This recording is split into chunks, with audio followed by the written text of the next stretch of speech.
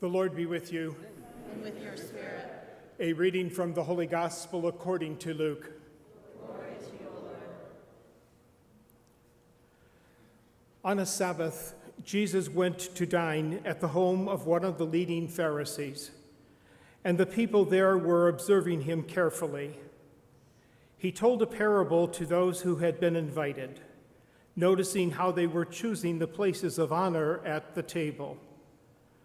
When you are invited by someone to a wedding banquet, do not recline at table in the place of honor.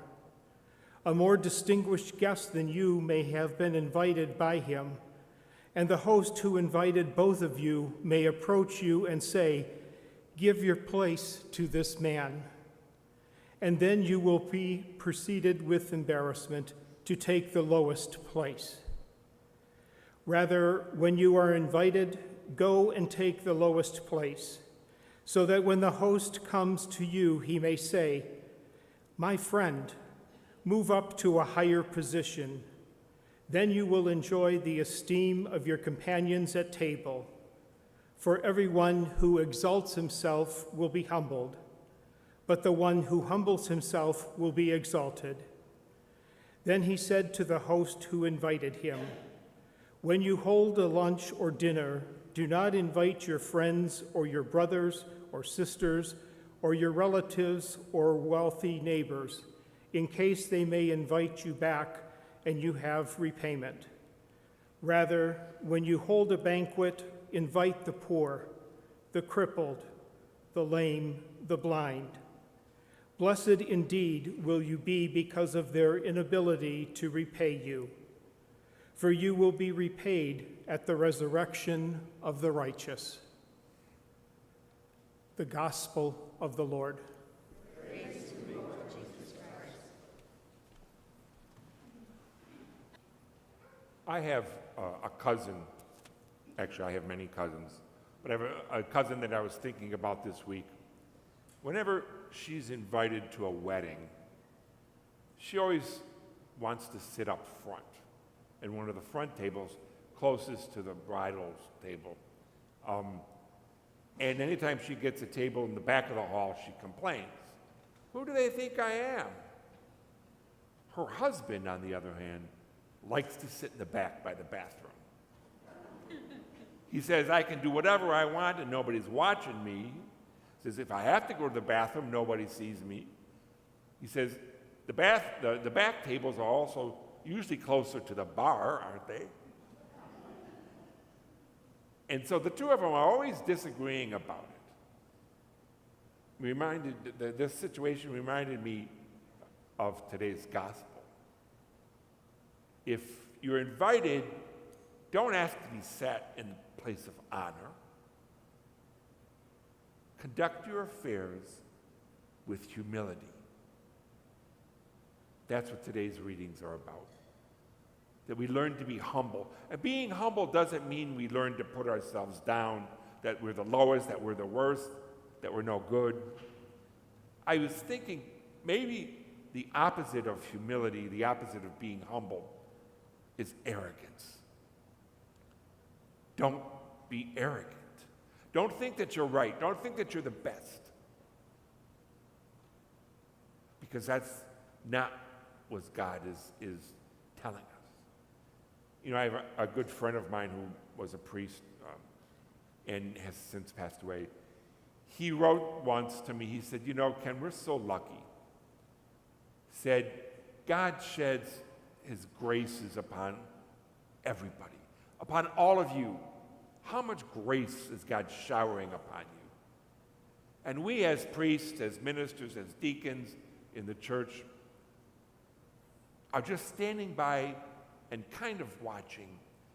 And when the grace comes down and a little bit splashes up onto us, how lucky we are to see how God is giving you his grace, his blessings, how generous he is to you.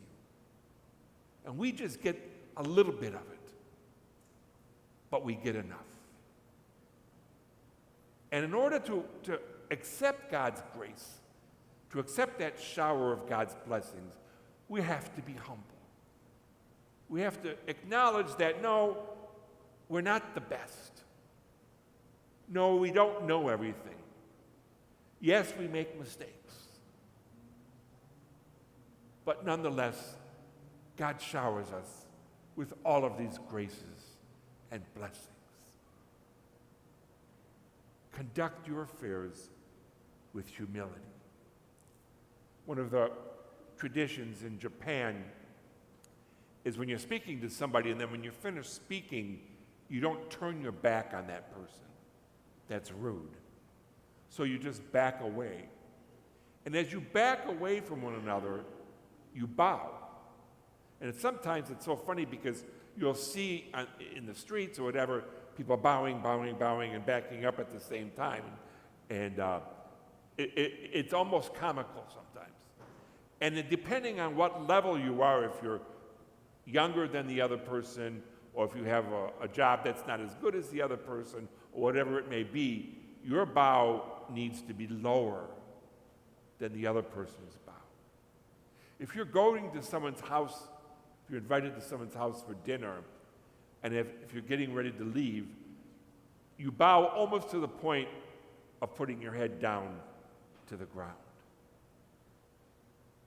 To be humble, to humble yourself in front of the others. Conduct your affairs with humility, is what the first reading tells us. And don't want to be invited to the wedding banquet and sit up front. And at the end of the gospel, and I know I've said this many times here, are you having a barbecue this weekend? Or a dinner? How many people are? Nobody's gonna. Come on, it's Labor Day. Thank you. Thank you. Who did you invite? Did you invite your friends and your relatives, people that are important? You didn't invite me, I know that. But, and that's okay. I have an invitation. Jesus tells us, go out and invite the people that are not going to pay you back. Go out and invite the people that probably don't have an invitation. There's still time. Labor Day's Monday. Go out tomorrow. Find some people that don't look like they have an invitation for a meal on Monday.